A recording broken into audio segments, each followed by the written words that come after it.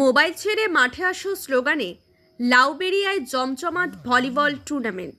বর্তমান সময়ের নতুন প্রজন্ম যেভাবে মোবাইল ফোনে আসক্ত হয়ে পড়ছে তার প্রভাব পড়ছে খেলাধুলা ও সামাজিক সংস্কৃতির ওপর।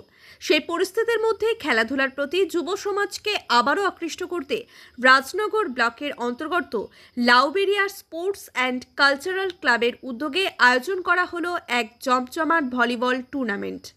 আজ বৈকালে অনুষ্ঠিত এই ভলিবল প্রতিযোগিতায় অংশ নেয় একাধিক দল। খেলা ঘিরে এলাকায় উৎসবের পরিবেশ তৈরি হয়। মাঠে উপস্থিত ছিলেন বীরভূম সাংগঠনিক জেলার যুব মোর্চার সভাপতি সমরেশ ঘোষ, বীরভূম সাংগঠনিক যুব মোর্চার জেলা সম্পাদক সহ এলাকার বিশিষ্ট ব্যক্তিবর্গ, গ্রামবাসী ও অসংখ্য ক্রীড়াপ্রেমী মানুষ। ক্লাব কমিটির পক্ষ থেকে জানানো হয়, মোবাইল ছেড়ে মাঠে আসো এই স্লোগানকে সামনে রেখেই তাদের এই উদ্যোগ।